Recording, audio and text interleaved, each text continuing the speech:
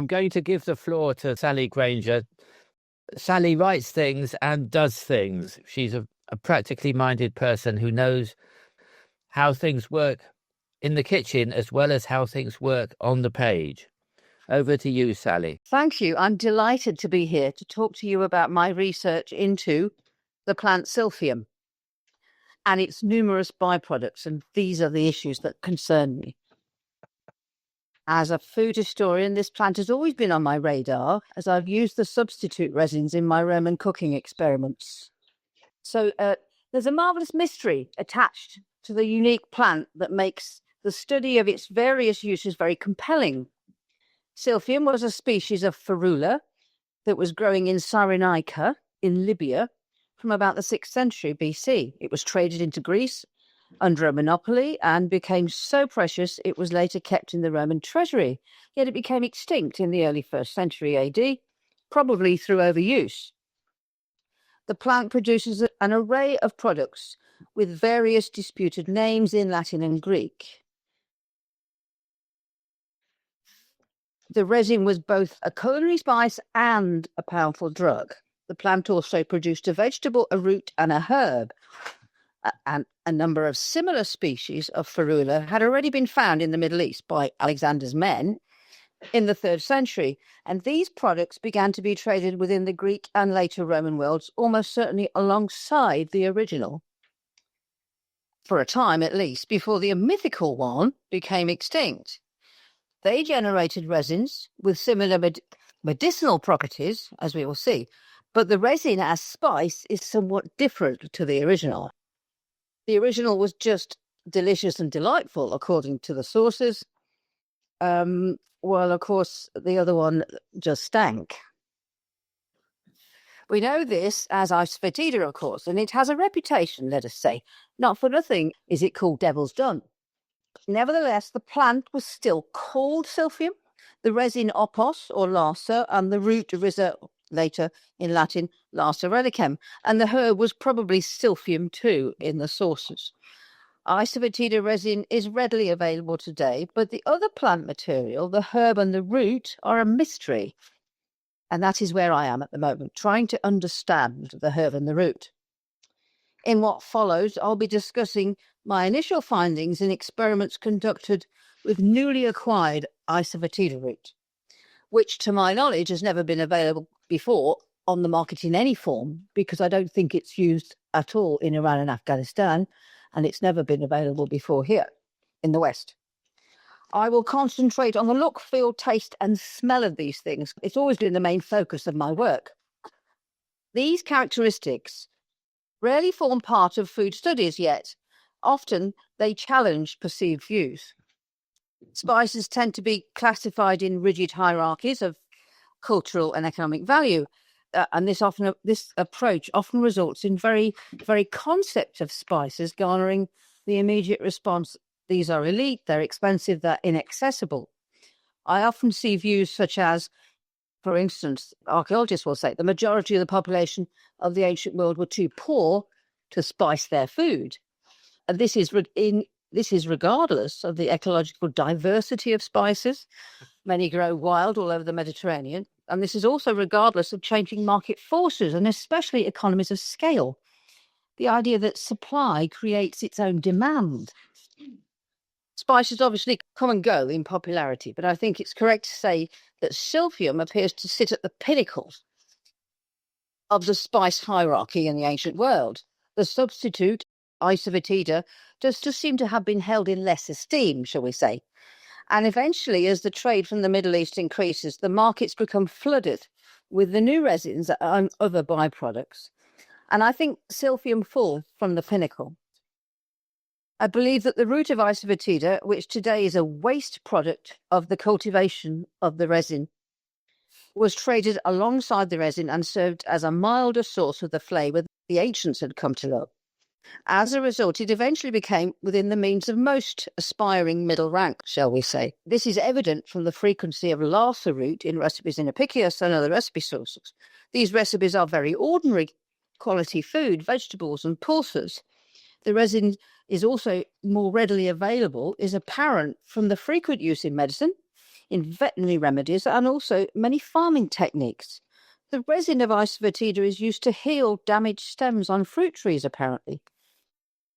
Even more surprising, it is used to generate seedless grapes when it is placed inside the hollow stem of the vine and bound up. Whether this actually works is anybody's guess, but that's what they used to do. The modern species of Ferula includes potentially 180 flowering plants in the family Apicius. The genus is native to the Mediterranean region, but also east into Central Asia, and of course predominantly Iran and Afghanistan, where numerous wild, native, distinctive members of the genus generate the oleogum resins which are used in medicine and food today, and are collectively known as Asafoetida and hing in Indian. There is little clarity even today as to where each species is grown and which was used to generate the Asafoetida, never mind in the past.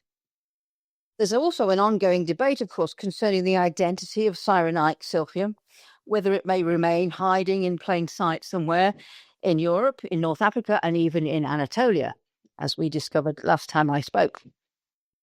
So the characteristics of Ferula today: umbelliferous flowers, solid umbrella flowers, large hollow stem with marked striations, and the flowering branches are opposite each other with pronounced sheaths at the base. The root is long and black.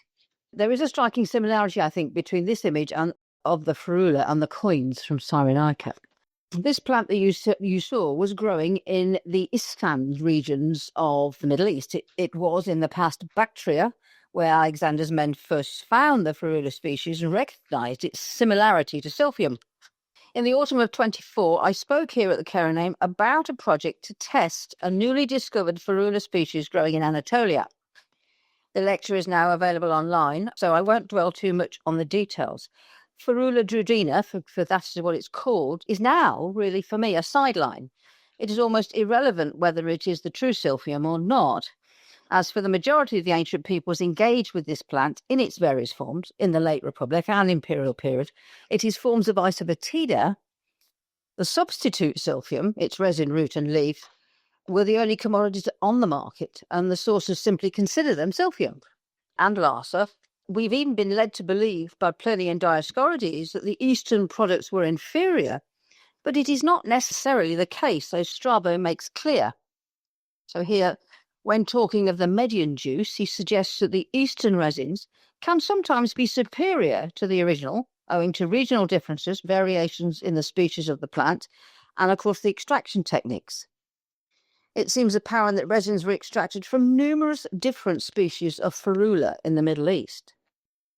Pliny says quite clearly that the substitute Silphium is available in abundance. Resins considered Lasa come from many different Ferula species, from Syria, from Parthia, from Armenia, from Media, and of course even Libya as well. They were clearly distinct plants, species with subtle or profound differences in appearance and taste in terms of the resin, but they were all considered Silphium in terms of trade. A key piece of evidence comes from medieval Islam. A 10th century Baghdad cookbook by Al-Warraq indicates that at least 2 varieties of Ferula were in use, one for culinary use and one for medicinal.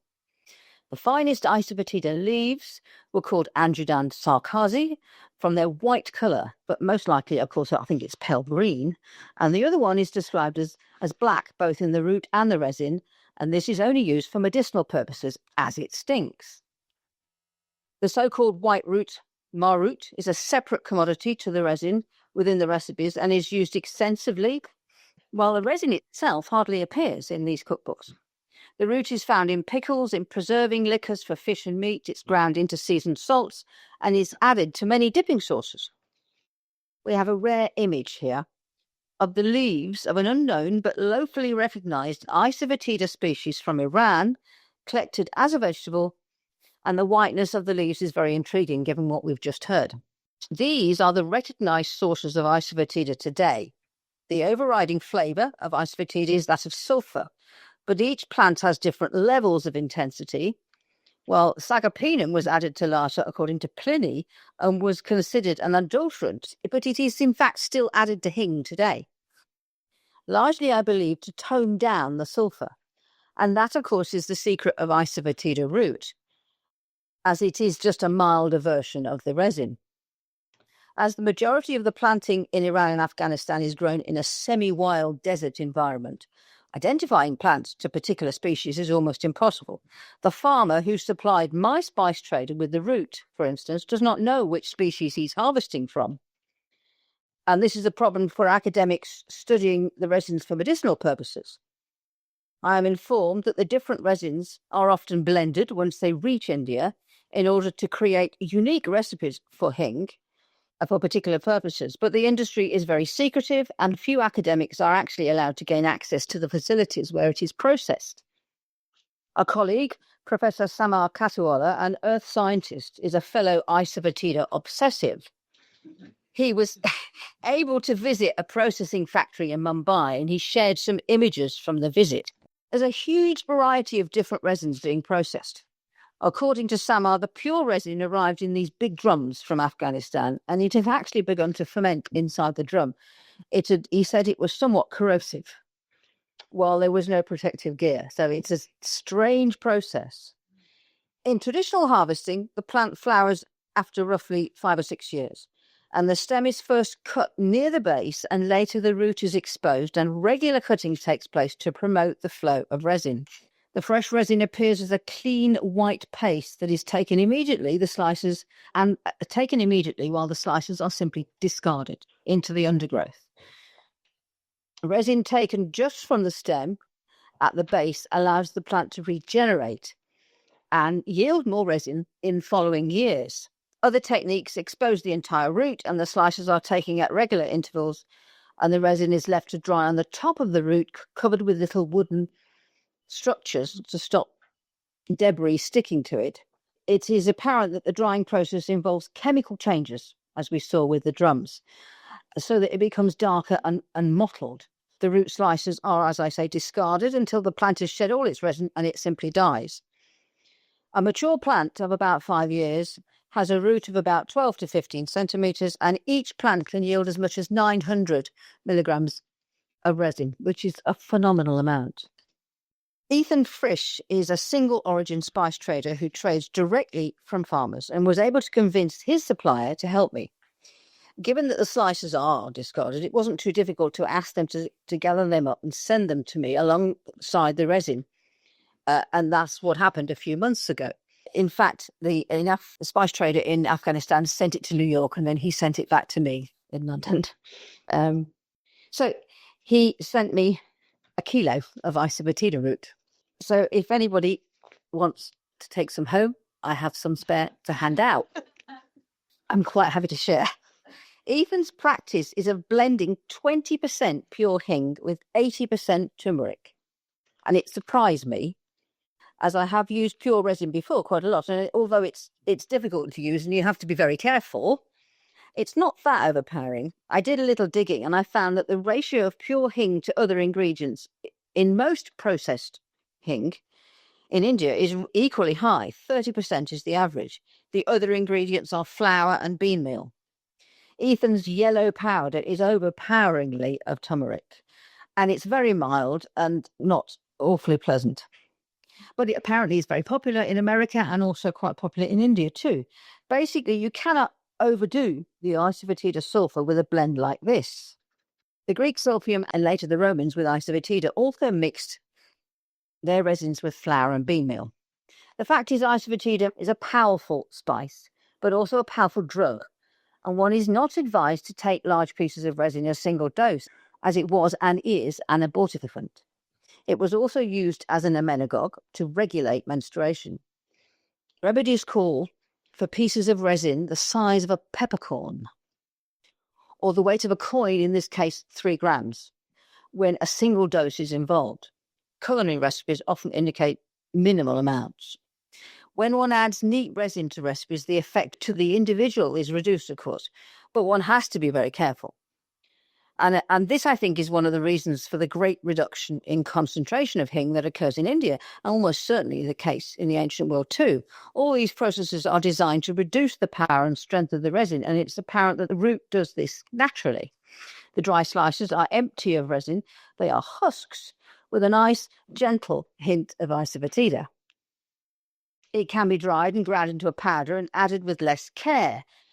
Returning to the Al-Warraq Baghdad cookbook, we find that the resin proper is quite uncommon in the recipes, and this may suggest that the resin was largely medicinal, and the root provided all the Asafoetida flavour that was required.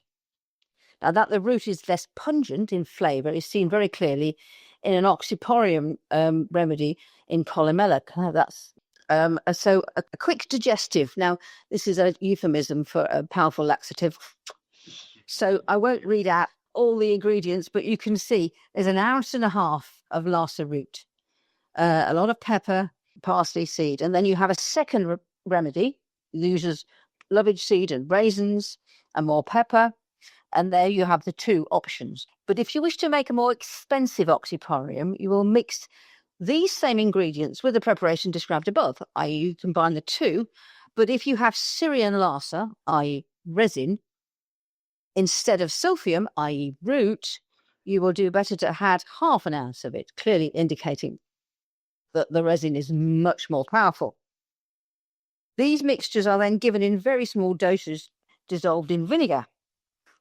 So we're clearly being told that the resin is less powerful by about 2/3. Most remedies do not offer weights for roots, with the indication that, of course, it is probably less powerful. There's a hint that the plant material that may or may not be Ceranea was not ever considered prohibitively expensive in a unique recipe that seems to have been recorded 4 times, pretty much verbatim. Menestheus, 4th century BC, medical work, then Cato in 75 BC, followed by Pliny in the 1st, and finally Oribasius in the 4th. So a recipe for cabbage, and it's one I'll be cooking on Saturday, so please do come.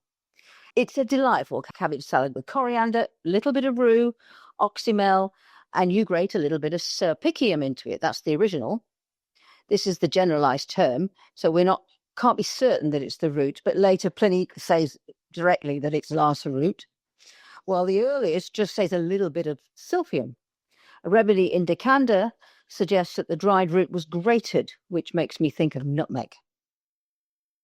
There's a marked difference in the way the resin and the root are used in Apicius. The resin is either vivum, i.e. fresh, or pre-ground, blended and adulterated, as we saw, and it's used in tiny amounts. It is found in relatively simple sauces with limited numbers of ingredients. The simple style allows the flavour of these relatively expensive and desirable spices to be dominant in the dish. It's possible that these recipes are early and often copied repeatedly before we see them in Apicius, and as a result may have originally involved Cyrenaic Laser alone. We also see a number of recipes offer a choice of Cyrenaic or Parthian Laser. Where the substitute Silphium is indicated, it is often roasted too, which makes it particularly good. It mellows that sulphur and sweetens everything. The root of Asafoetida, on the other hand, is rare in these simple sauces.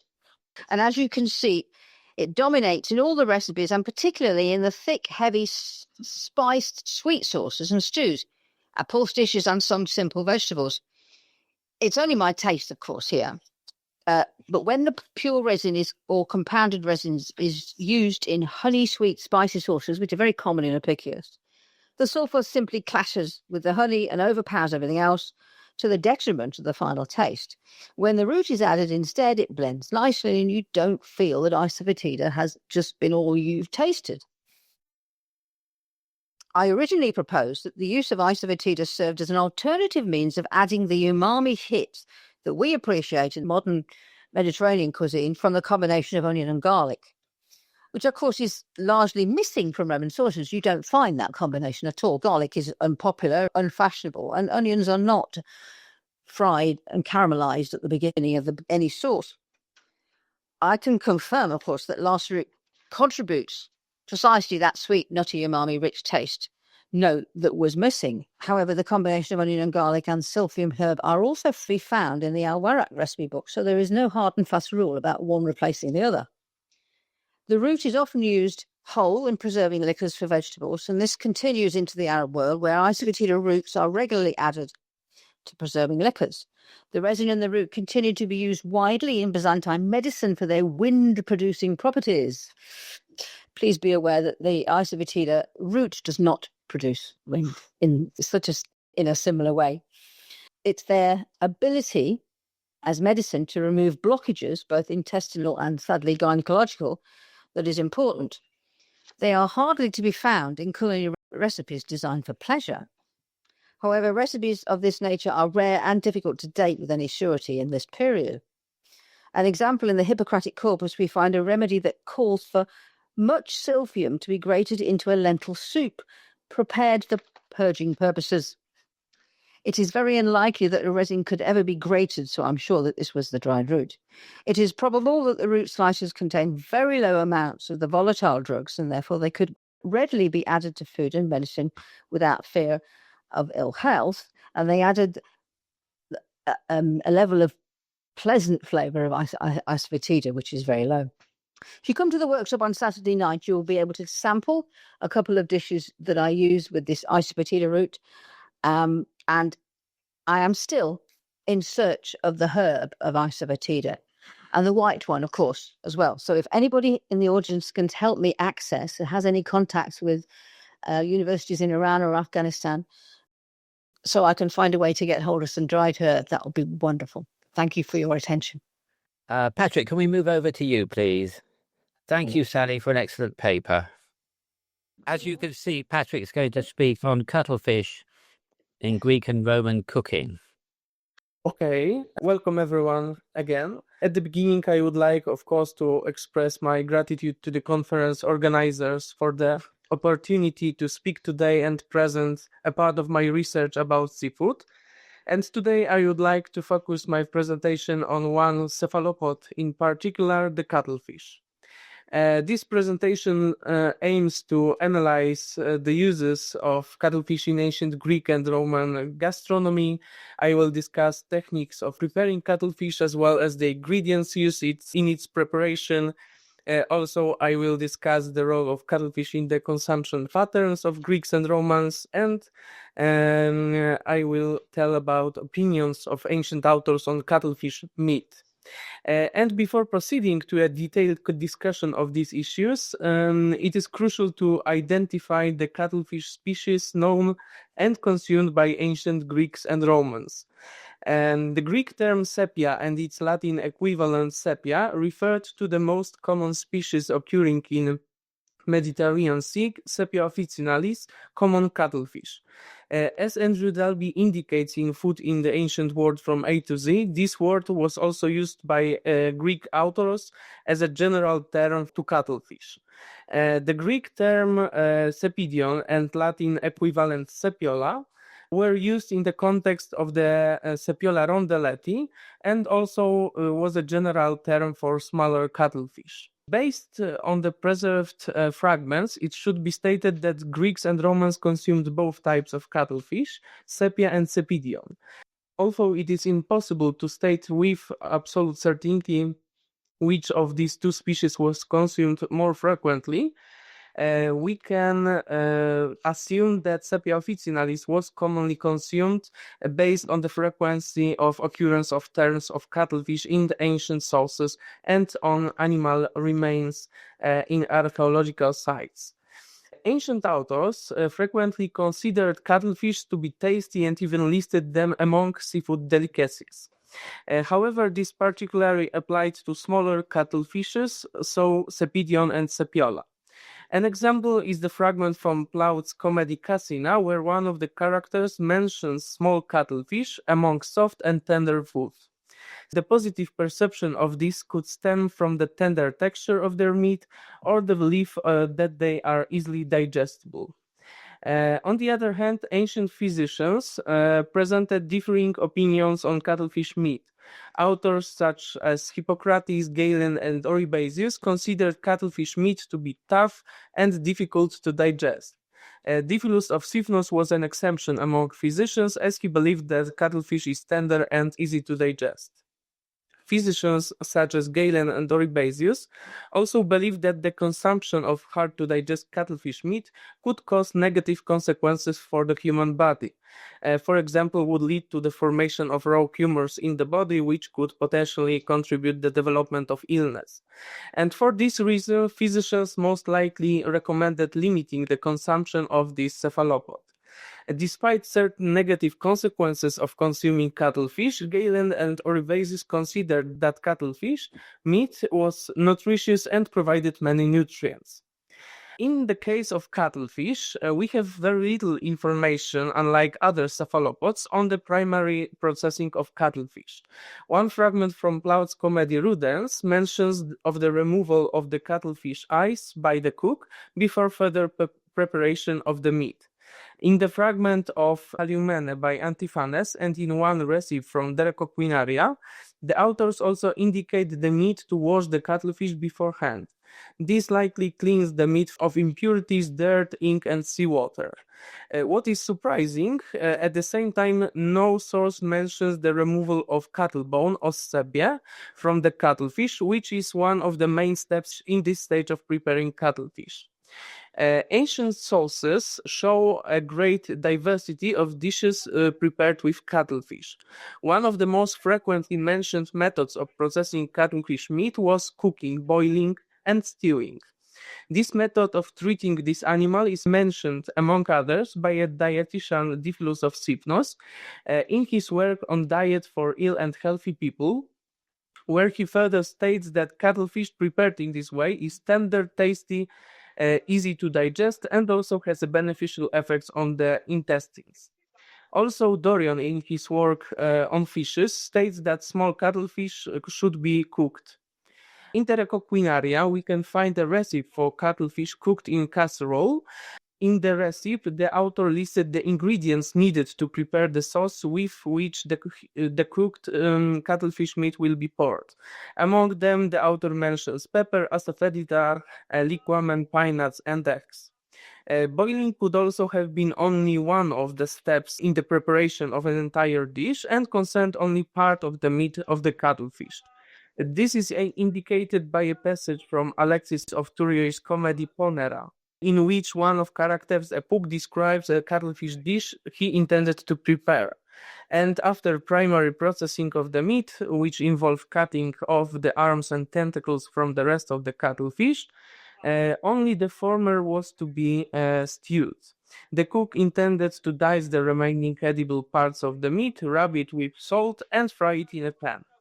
As this fragment shows, cuttlefish meat could also be fried. In the fragment of Ponera, Alexis provides quite detailed information about this process, including the method of preparation the meat before frying, diced and salted meat, the kitchen utensils used, a pan, and even the way the dish was served. Unfortunately, information about fat used during this process is lacking, but we can assume that olive oil was used for this purpose.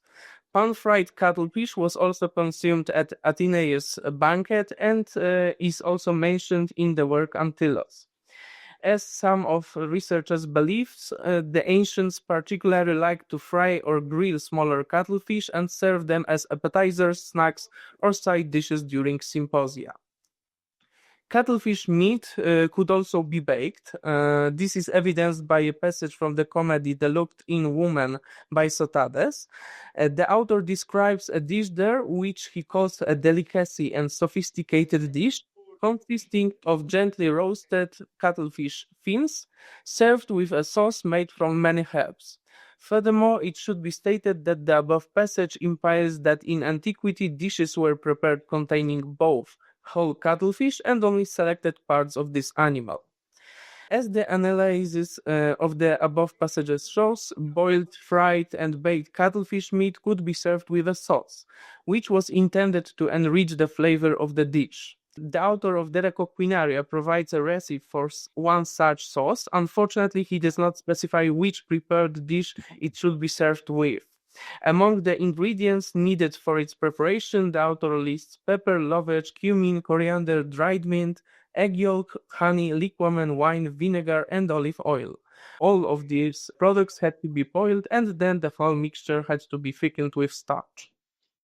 Cuttlefish, like squid and is as in modern Mediterranean cuisine, were also stuffed by ancient cooks.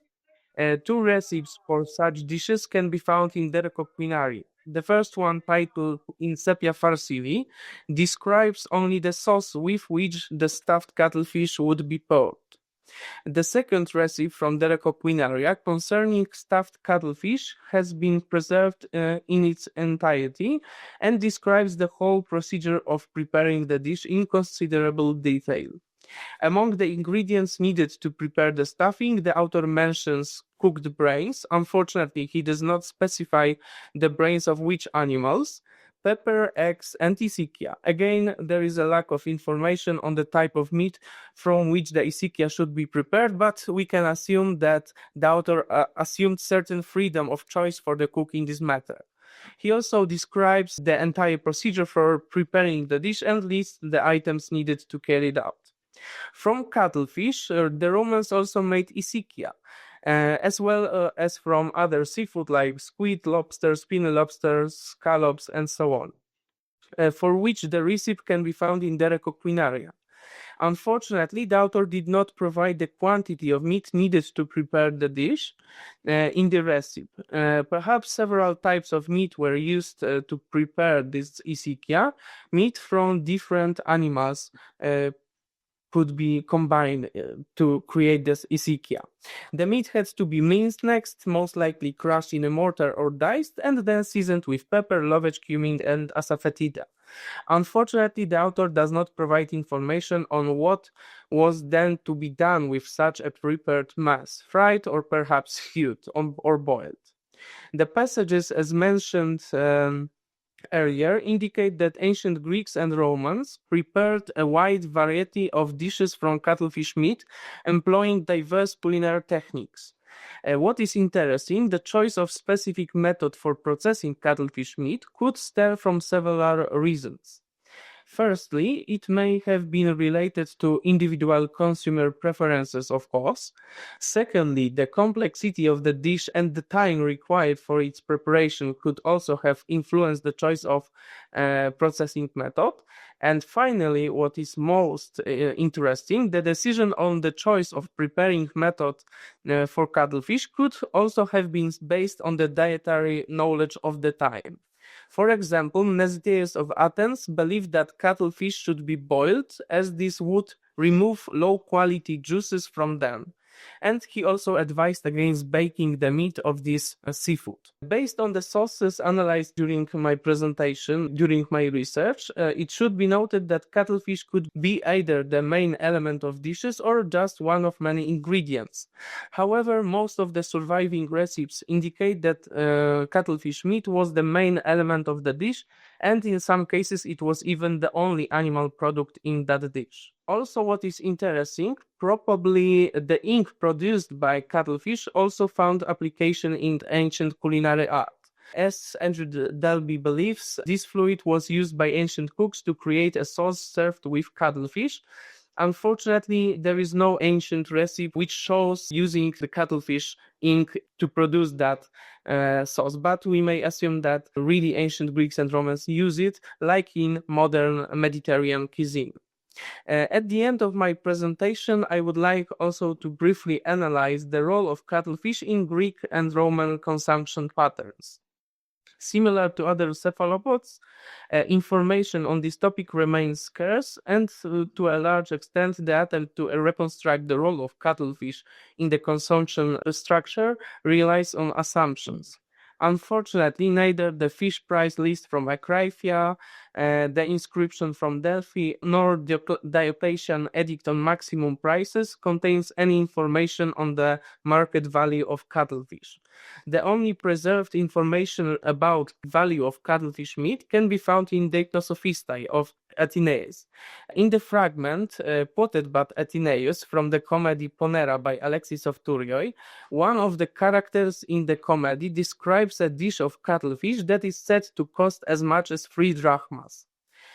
Although this amount most likely included other costs besides the price of the meat, for example, cook's labor and other products used to cook that dish, the fee for the dish was still high, especially when we compare it to the prices of fish from the inscriptions of Acrifia or Delphi.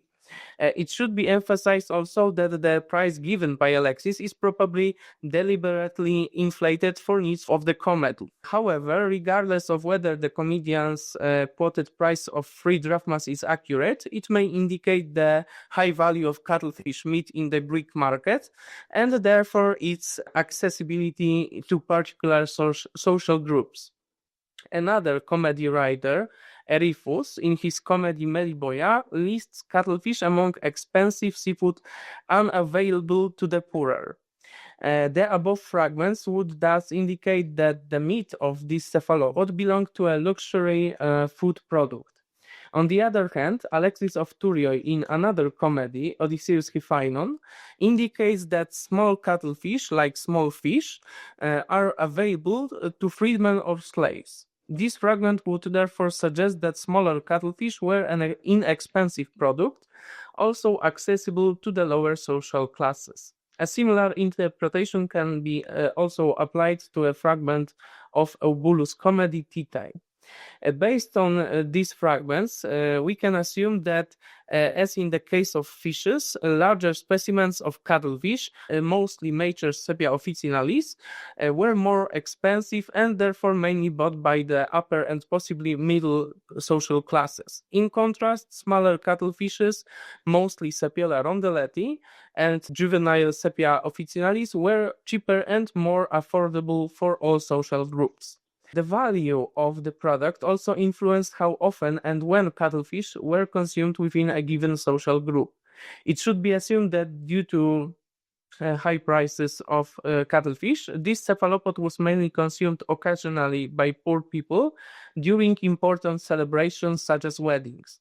On the other hand, the middle class and especially the upper class could enjoy cuttlefish meat much more frequently, or also during weekdays.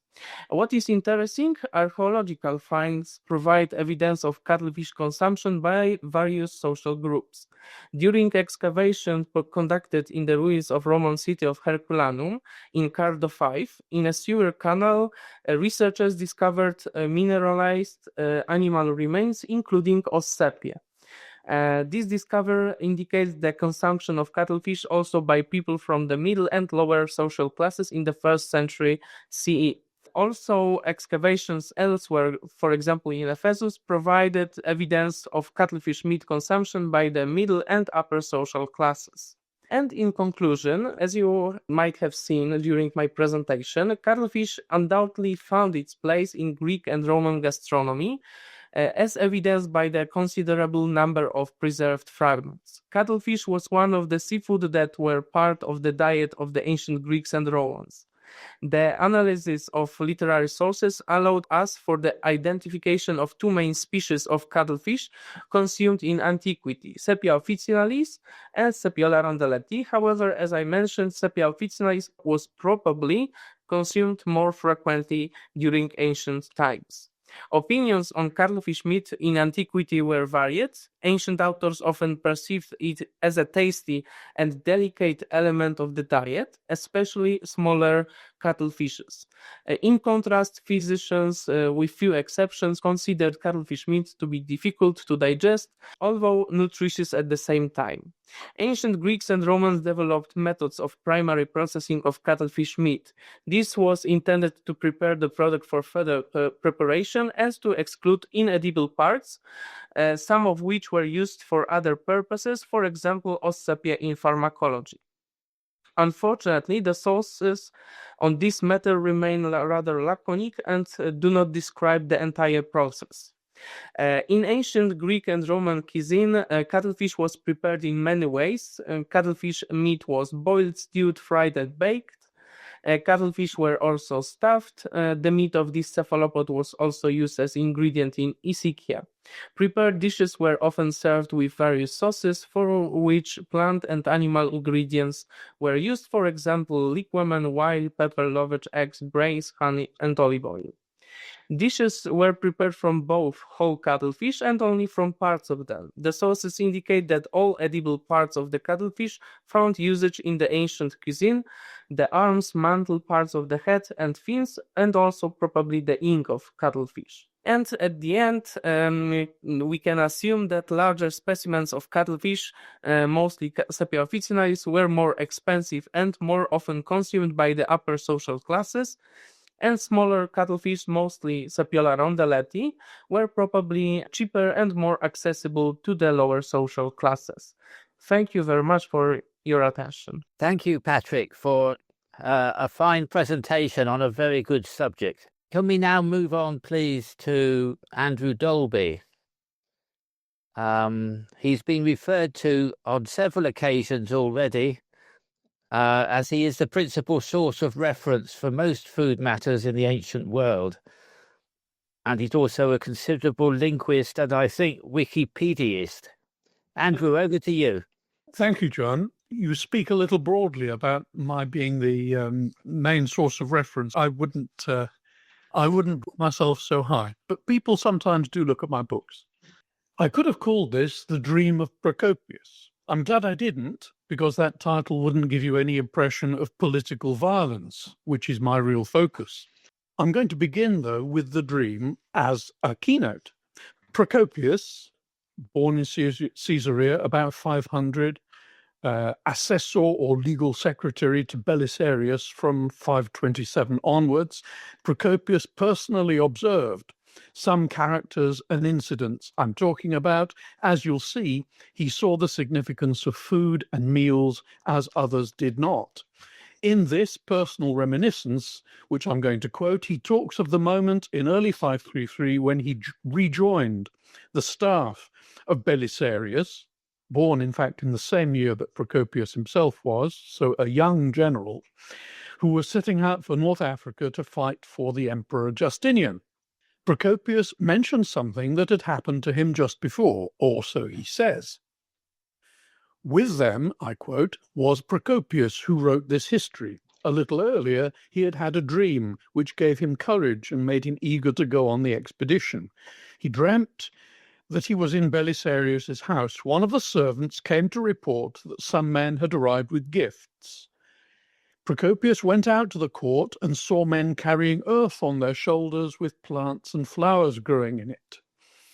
He called the men into the portico to lay down the earth they were carrying. Belisarius and his guardsmen came and reclined and ate some of the flowers and urged the others to eat them too. Reclining as if on a couch, they all ate, and the food seemed to them wonderfully sweet.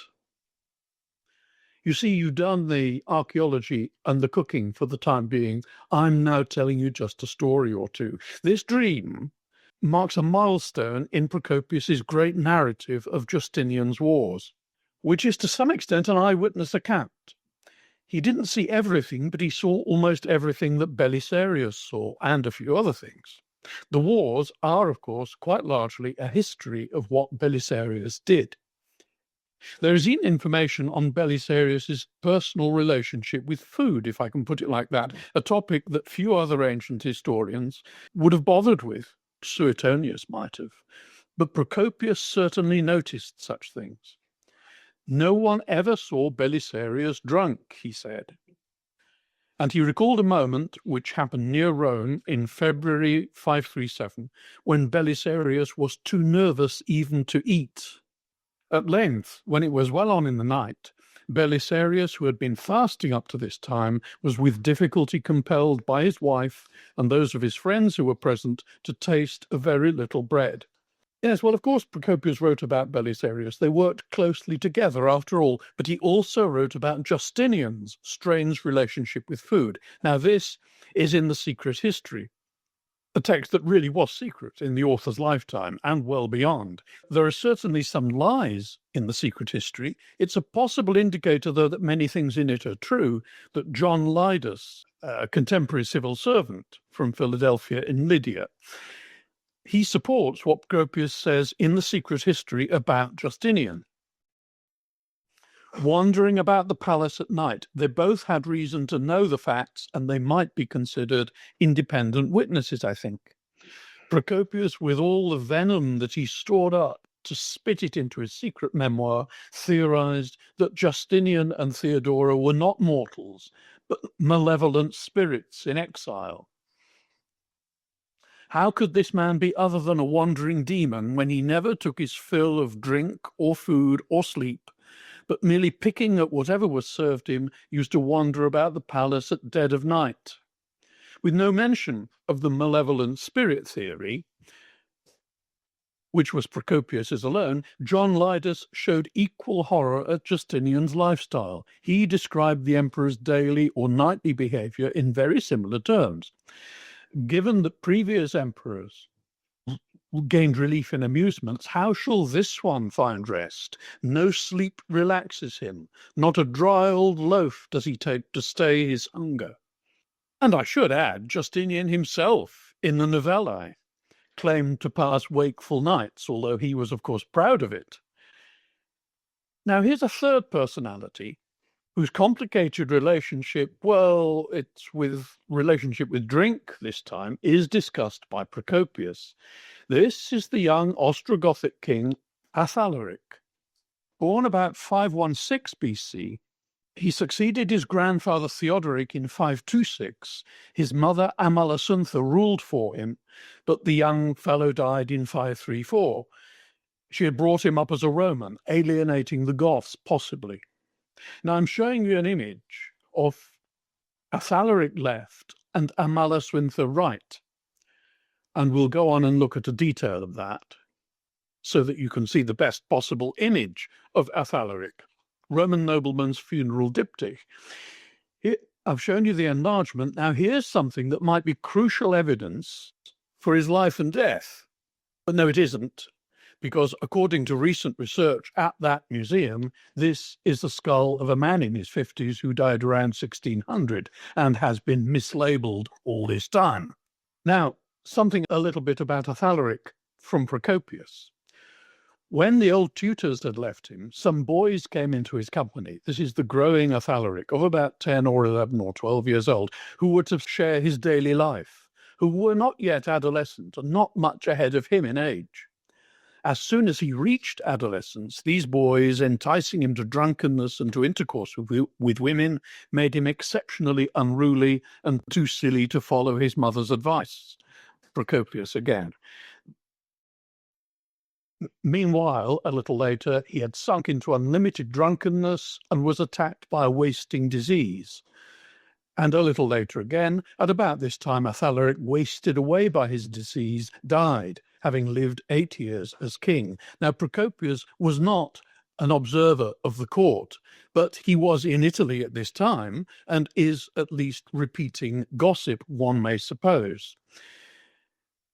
We have to go to Procopius to learn how Athalaric was led astray and what caused his death. Can we trust him? He wasn't a member of the Gothic court. We don't know the source of his information. This might be one of the more tendentious of his anecdotes.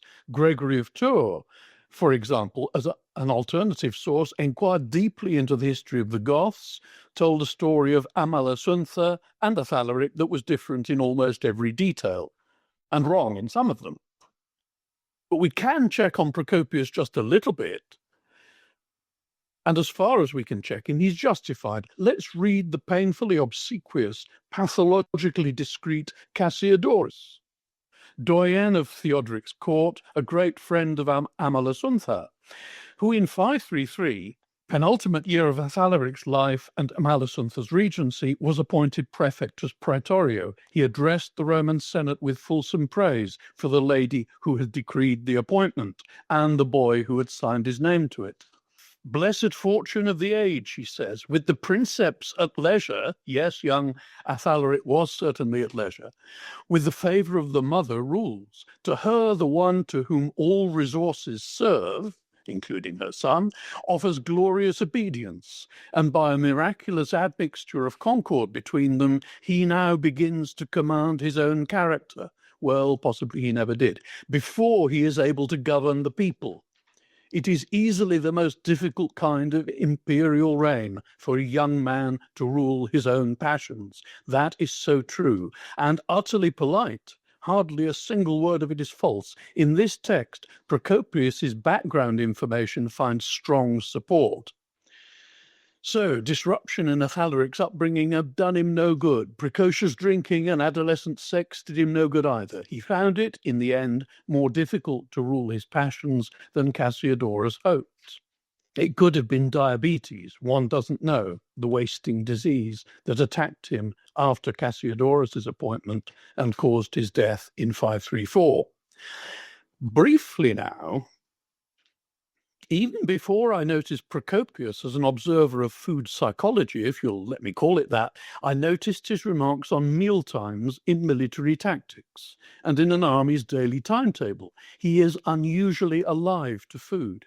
And maybe Belisarius, as a commander, was unusually good at lateral thinking. I'll just give you one example now. The date is 14th September 533. In Rome, Cassiodorus's letter is being read to the Senate, probably at this moment. But in North Africa, meanwhile, Belisarius, in a lightning campaign, has destroyed the Vandal kingdom. He enters Carthage and the palace that Gelimer, king of the Vandals, has just abandoned. But then, since the hour was appropriate, I'm quoting Procopius now, Belisarius commanded that lunch be prepared for them in the very place where Gelimer was accustomed to entertain the leaders of the Vandals. This place the Romans call Delphix, not in their own tongue, but using the Greek word according to the ancient custom. Both in Byzantium and wherever there is a king's dining couch, they call the room Delphix. So Belisarius dined in the Delphix, and with him all the notables of the army. It happened that the lunch made for Gelimer on the preceding day was in readiness.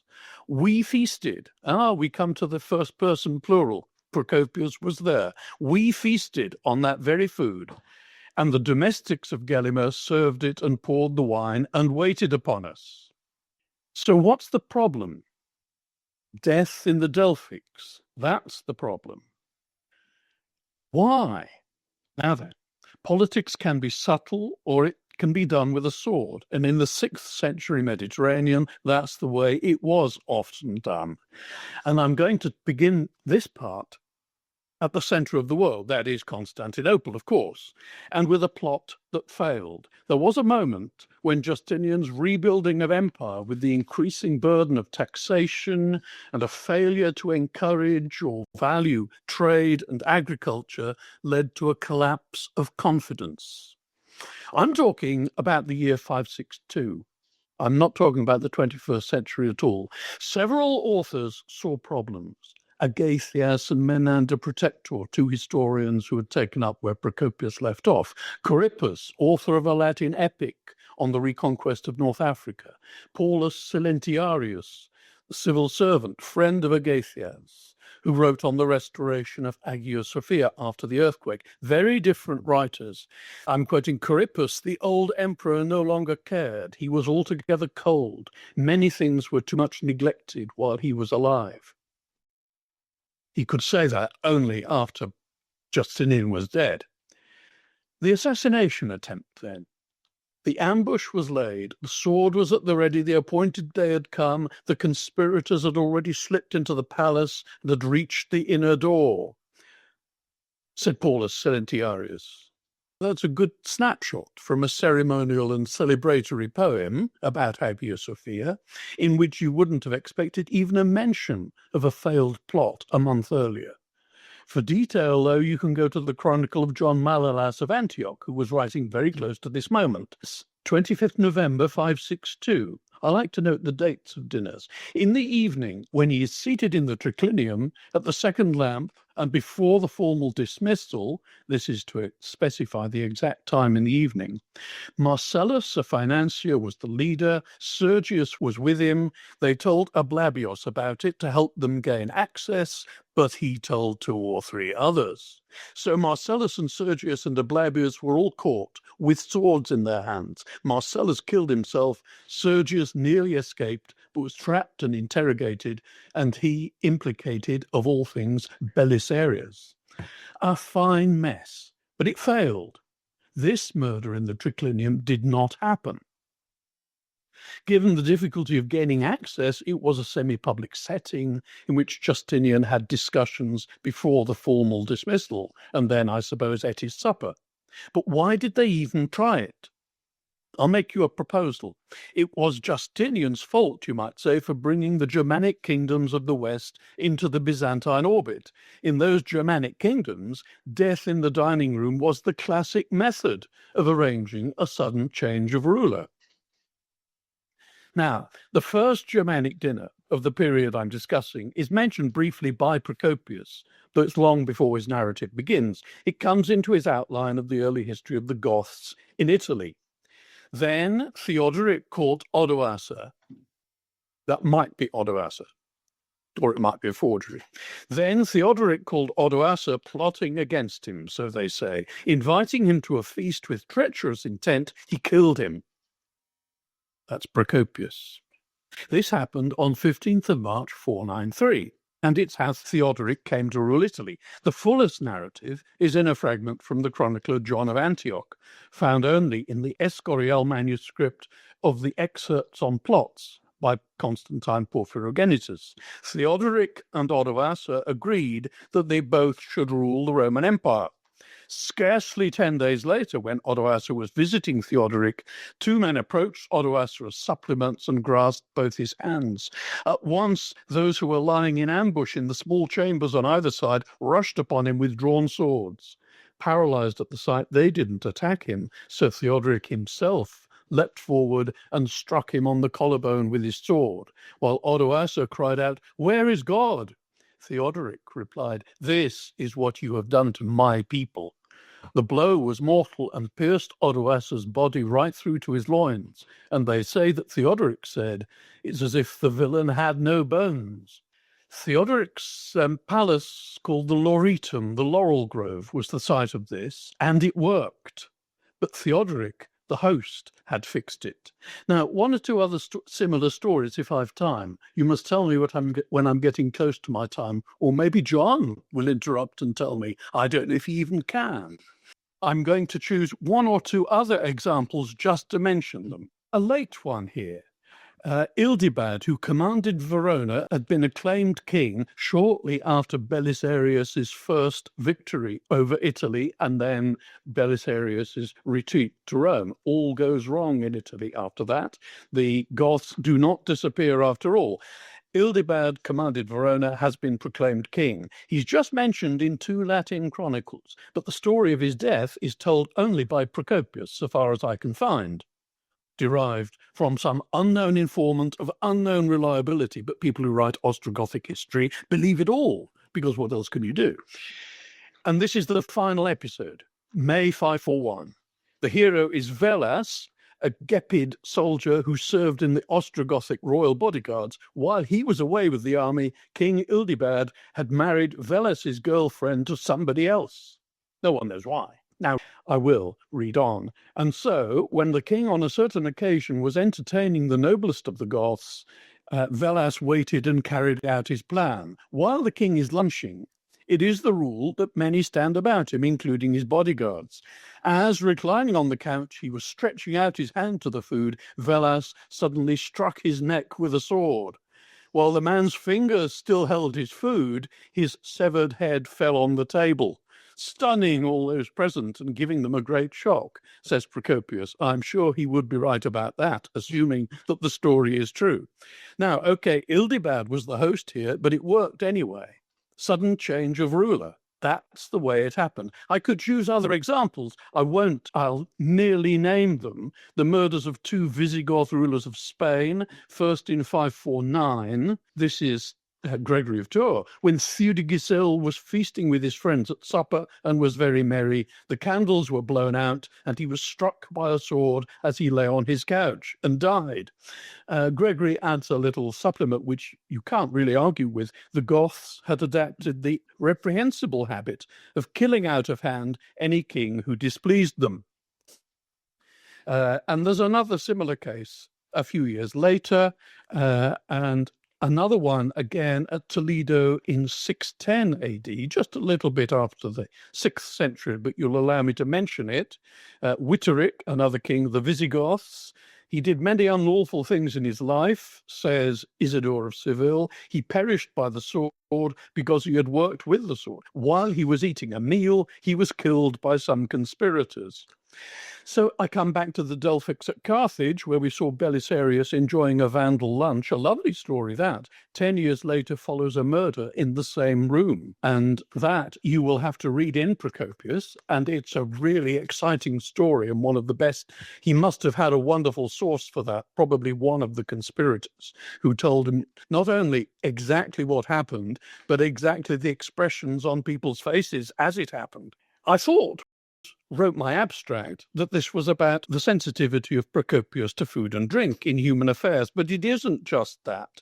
It's about the spread of political solutions, the idea that you could just solve a problem, eliminate an unpopular ruler in a convivial setting, and all would be well.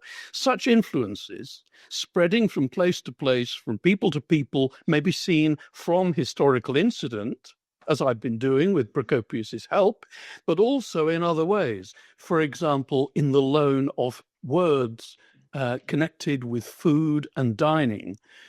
And I can't, in the time, give you any examples, but I can just point out that while words for luxury foods, spices, etc., were spreading from the East into Greek and into Latin and onwards into Northern Europe at this time, at the same time, Germanic words were spreading from Germanic languages into late Latin and into early Romance, and one or two of them even into Greek as well, because a fair few Italian loanwords in areas like this are borrowed into medieval Greek and still appear in modern Greek. And among them, I'm searching at the moment, will be one or two Germanic words too that have passed through in that way. So there's more than one route for looking for, as I say, political influences passing on with migration and with political change. One is historical instant, linguistics will be another. I think I'd better stop at that point. Thank you very much. Threads of reference, accuracy of date, and fine narrative. Thank you very much. I just have a question for Mr. Patryk. Yeah. I was wondering if you have some hints about what kind of compounds or what happened with the cuttlefish, where is the toxicity came from, or maybe is associated with a process to cooking or the cuttlefish, a specific one. So I don't know if they say in the text strongly suggests that it's if you consume a high quantity of the cuttlefish that could be toxic for the human being, but we don't know if it's associated because of the process or because of the animal itself. Well, I don't know if cuttlefish is toxic or something.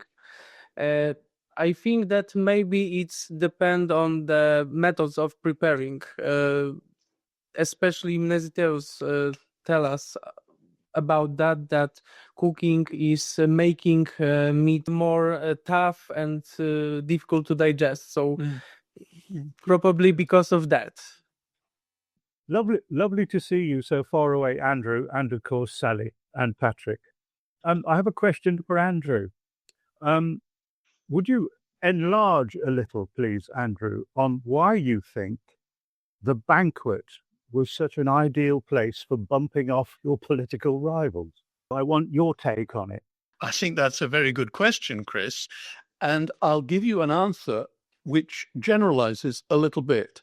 My impression from my reading of the history of Germanic peoples, let's say from around the 4th century into early medieval times, the banquet was a very good place for politics in general. It was the place to do politics. So, for example, I'm not saying whether the story is true or not, but I'm sure you know the story. When Hengist came to Kent and met Vortigern, and how there was a banquet, you know that story, don't you? And I think a marriage came out of that. You see, it's not only deaths that may come out of banquets. No. A union of that kind may come out too. Now, my impression is that particularly among Germanic peoples and perhaps other Northern Europeans who were making their influence felt in the Mediterranean area around this time, the banquet was more of a source for active politics than it was in the Roman Empire. I could understand how it would function in diplomacy, because people always get on better over food and wine, especially the latter. To me, it would make more sense to wait until you had a nice secluded spot if you wanted to remove. Is it the very public nature of the banquet which is illustrating that power has shifted in an extraordinarily obvious way? I think that's very true. And also, of course, if one is confident of having a majority, then the majority in the banqueting hall will immediately be in support. But you're taking a risk. Yes, you are. Thank you. Thank you for your paper, and thank you for the stories, because it's a long time since I've heard those, and they were beautifully told. Thank you. I have a question and a comment for Patryk. Patryk, how did you identify the Sepiola and the Leti? You identified as the small cuttlefish. Yes, I didn't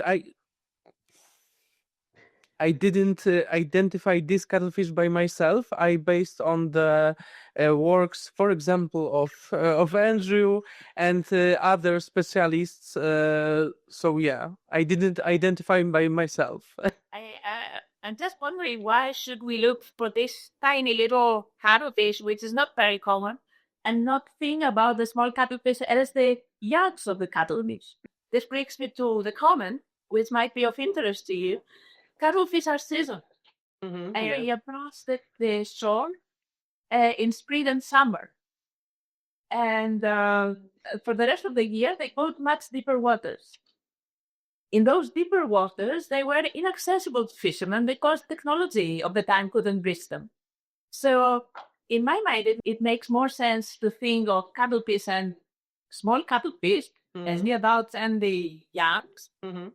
And I suppose this seasonality might be related to the values and to the accessibility that we talked to us about. That's very interesting. Thank you very much for that. If I may just comment on that briefly, I quite agree that Sepiola is at least as likely to mean small cuttlefish in general, perhaps more likely to mean small cuttlefish in general, but it depends what one catches. I looked at some statistics on commercial catches and controlled catches, recent ones for the Aegean Sea.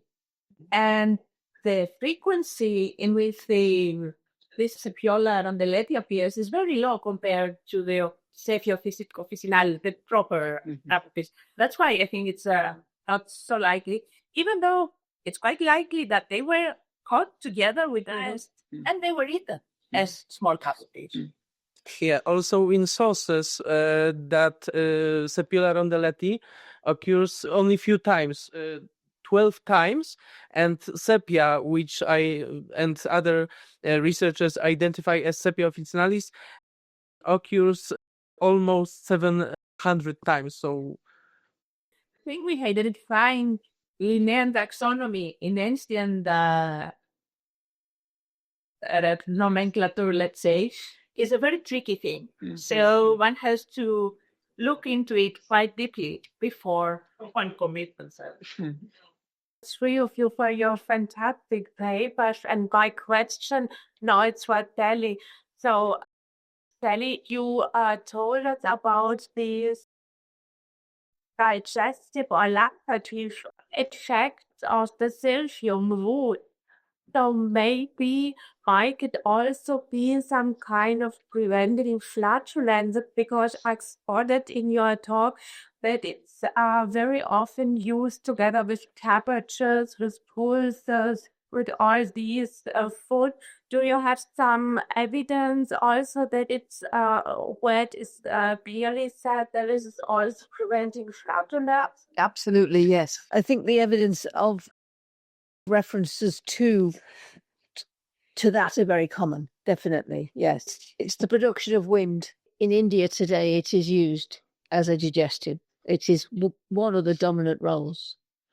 And I think there seems to be a lot of recipes for laxatives in the medical texts. And I think there is amongst the elite, there is a tendency to overeat meat and not eat enough vegetables and therefore to have problems.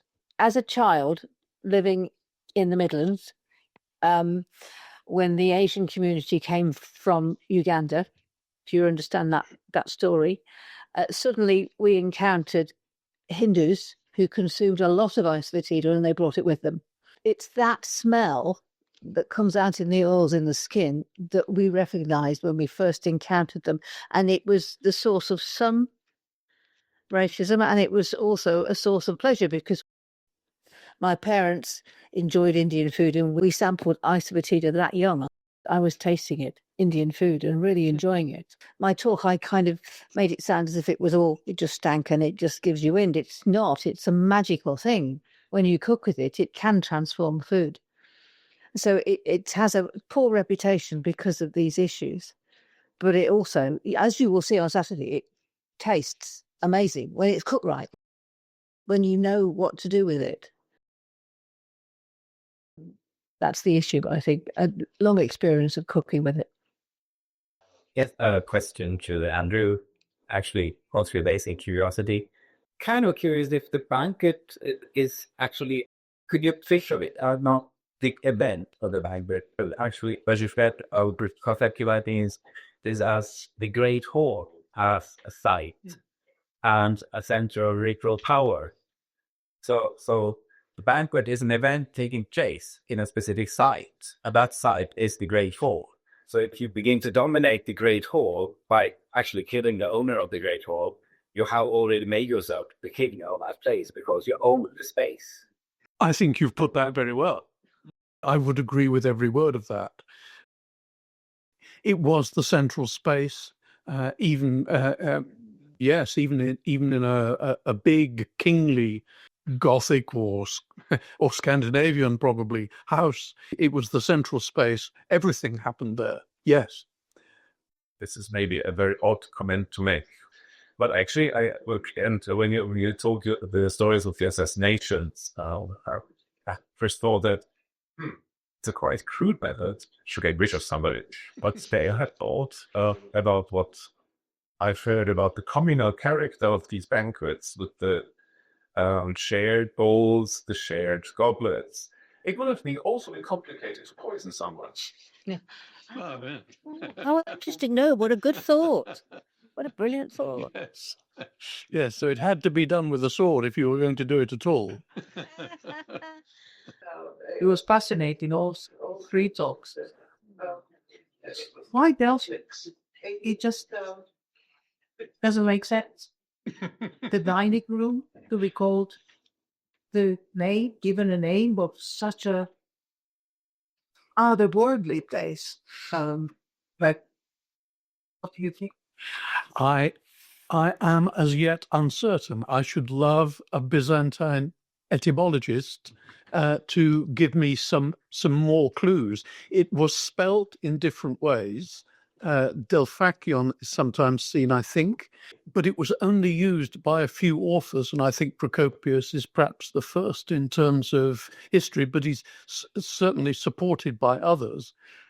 I don't think it is known at all where this word comes from, although one author at least suggests, as you might think looking at it, that it's connected with Delphi, yes.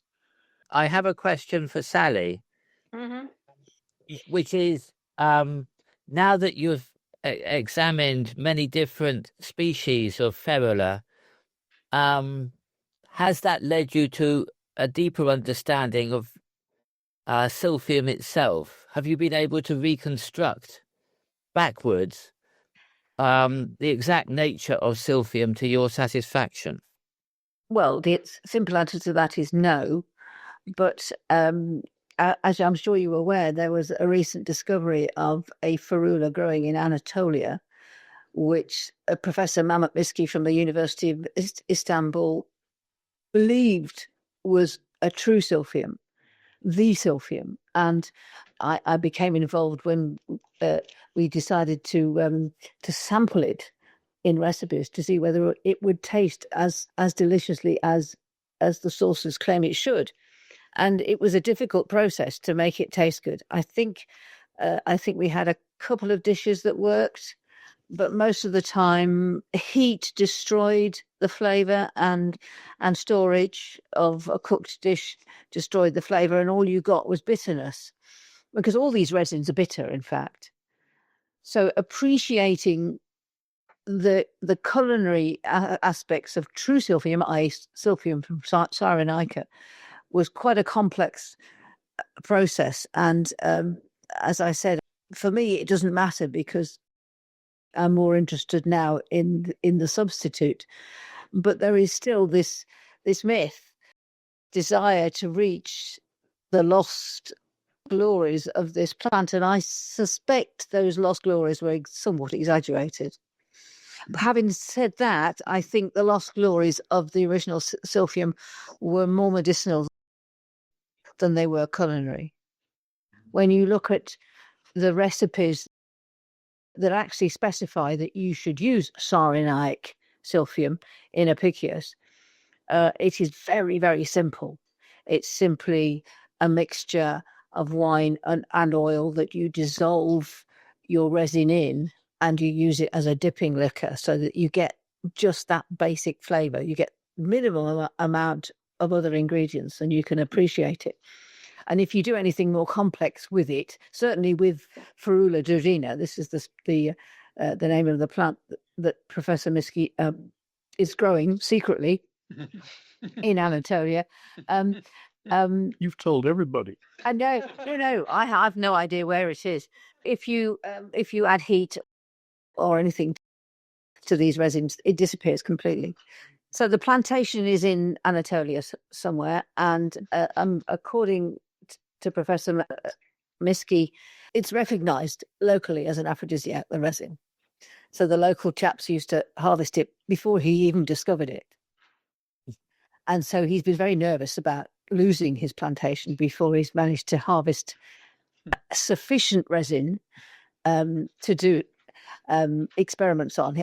Obviously, he's looking to make drugs. That's the purpose of his experiments, because this particular resin, the new one, and all the other Asafoetidas, when they are looked at in the laboratory, they are immensely powerful. They are anti-cancer. They protect the heart, the liver, the kidneys.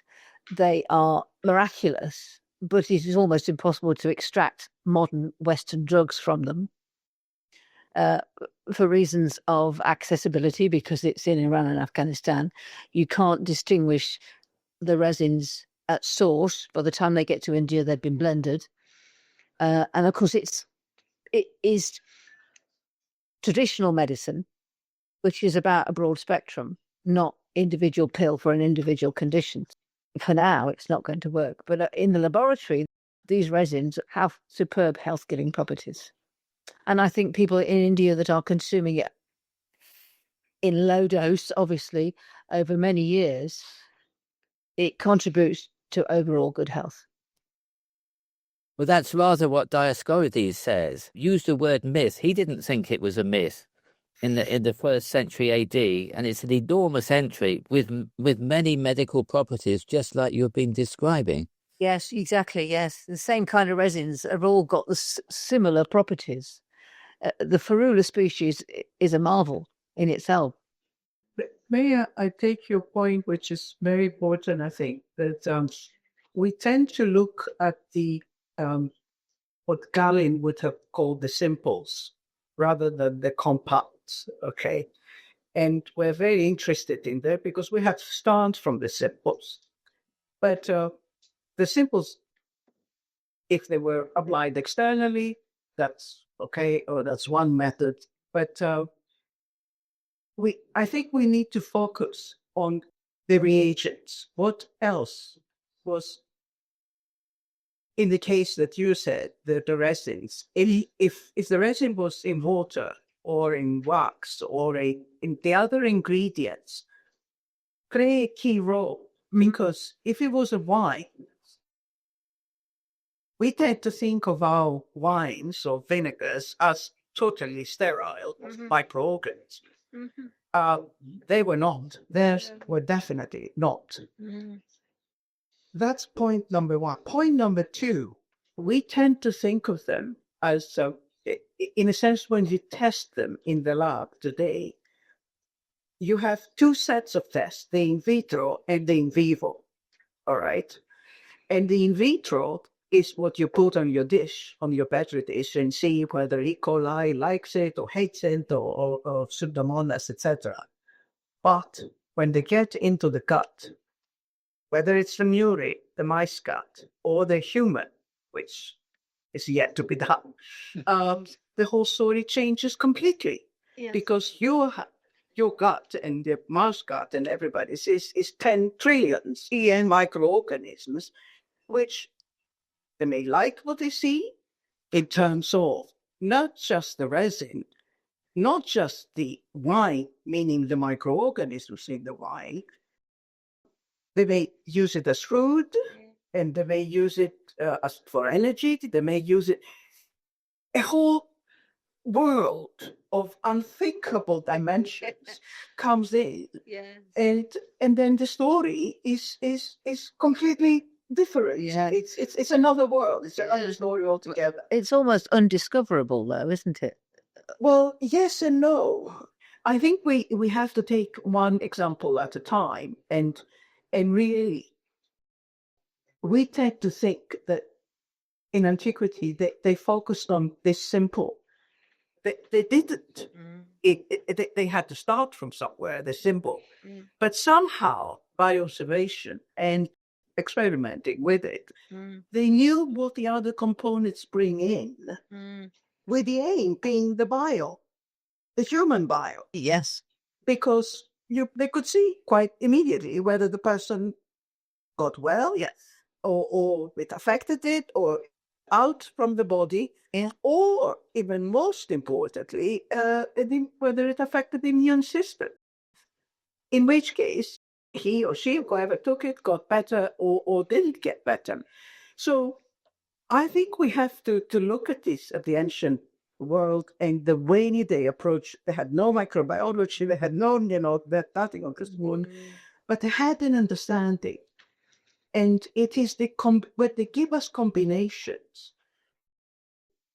In a sense, the disease is less relevant, what they cured with it, because we have the means of understanding what can be cured.